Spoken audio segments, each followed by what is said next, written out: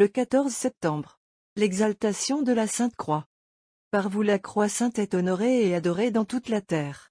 Ainsi, au lendemain du jour où fut vengée à Éphèse la divine maternité, Cyril d'Alexandrie saluait Notre-Dame. L'éternelle sagesse a voulu que l'octave de la naissance de Marie n'eût pas de plus bel ornement que celui qu'elle reçoit aujourd'hui de cette fête du triomphe de la croix. C'est qu'en effet, la croix est l'étendard de ces milices de Dieu dont Marie est la reine. C'est par la croix qu'elle brise la tête du serpent maudit, et remporte contre l'erreur et les ennemis du non-chrétien tant de victoires. Tu vaincras par ce signe. Les siècles où Satan avait eu loisir d'essayer contre l'Église l'épreuve des tortures, touchaient à leur fin. Par l'édit de Sardique rendant aux chrétiens la liberté, Galère mourant venait d'avouer l'impuissance de l'enfer. Au Christ maintenant de prendre l'offensive. À sa croix de revendiquer l'Empire. L'année 311 incline vers son terme. Au pied des Alpes, une armée romaine s'apprête à passer des Gaules en Italie. Provoquée par Maxence, son rival politique, Constantin qui la commande ne songe qu'à venger son injure. Mais ses soldats, sans le savoir plus que leur chef, sont d'ores et déjà dévolus au vrai Dieu des batailles, le Fils du Très-Haut.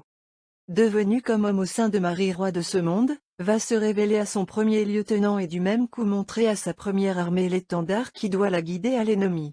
Au-dessus des légions, dans un ciel sans nuages, la croix proscrite 3 siècles a soudain resplendit.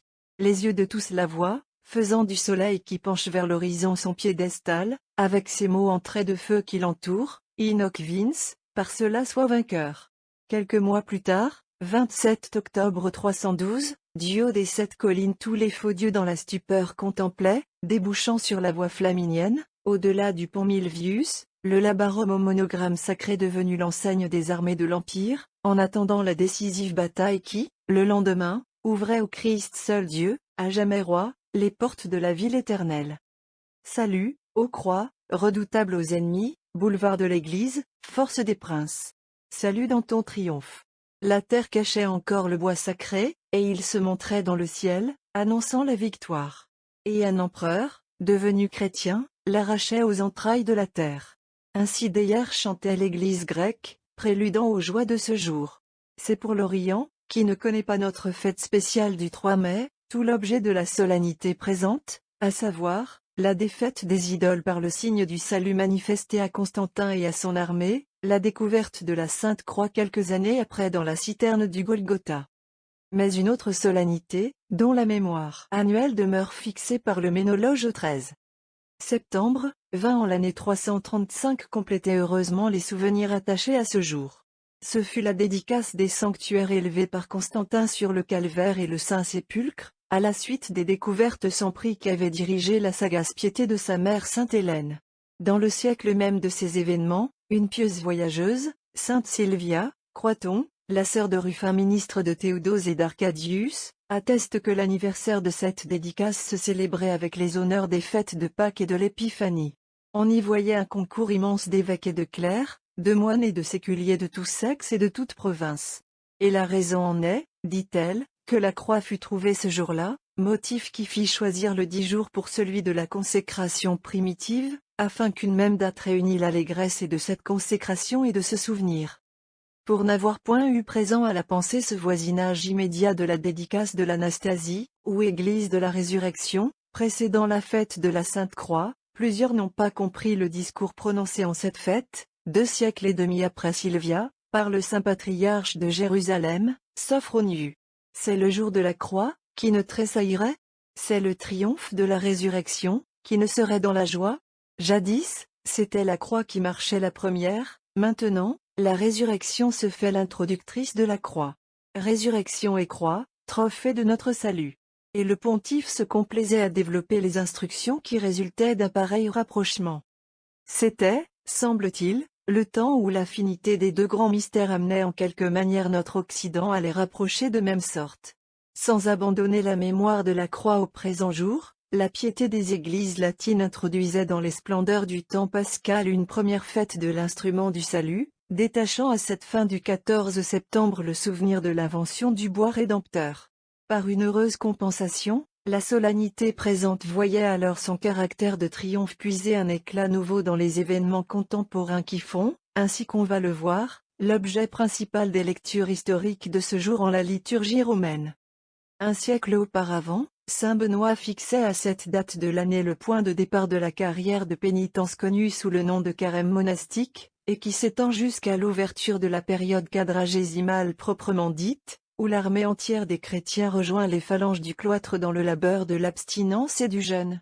La croix se rappelle à notre souvenir, quel homme, dit saint Sophronius, ne se crucifiera pas lui-même? L'adorateur sincère du bois sacré est celui qui soutient son culte de ses œuvres.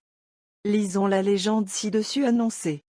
Sur la fin de l'empire de Phoca, Chosroès, roi des Perses, ayant occupé l'Égypte et l'Afrique, s'empara aussi de Jérusalem où il massacra des milliers de chrétiens.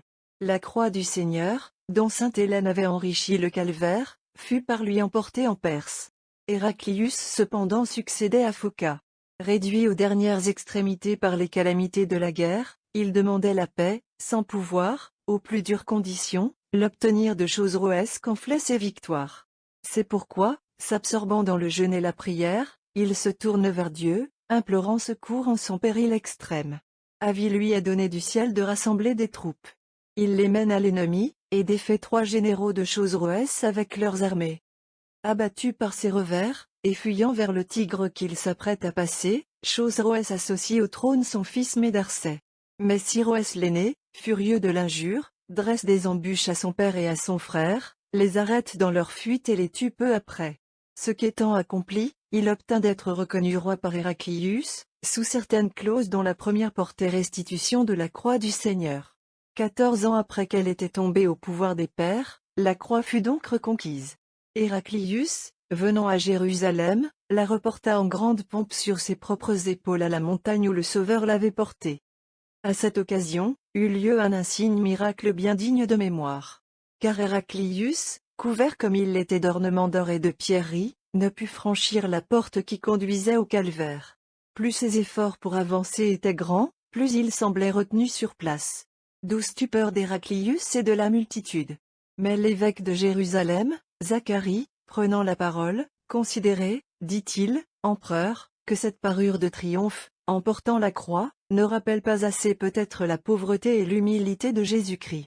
Héraclius alors, dépouillant ses habits luxueux, nu-pieds, et vêtu comme un homme du peuple, fit sans difficulté le reste de la route, et replaça la croix au calvaire, dans le même lieu d'où les Perses l'avaient enlevée.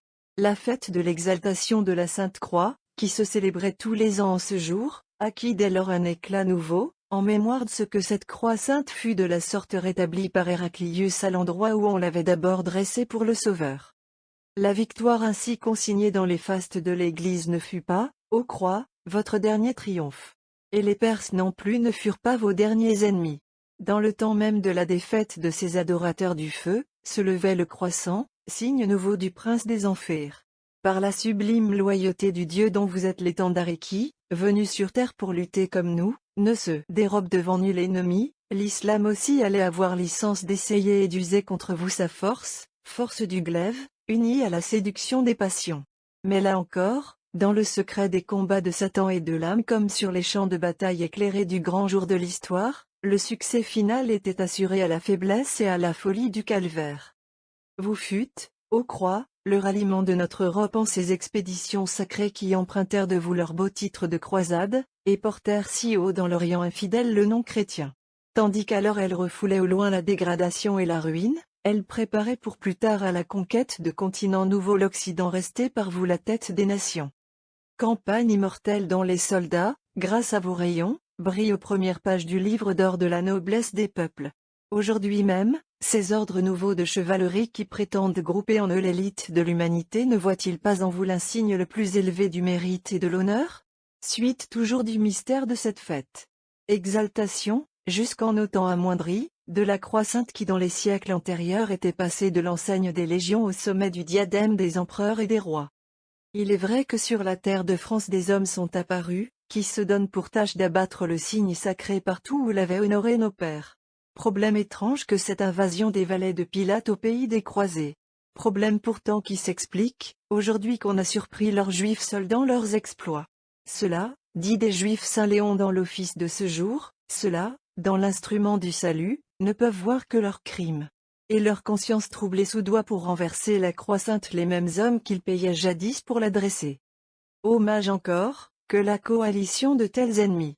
Ô croix adorée, notre gloire, notre amour ici-bas, sauvez-nous quand vous apparaîtrez dans les cieux, au jour où le Fils de l'homme, assis dans sa majesté, jugera.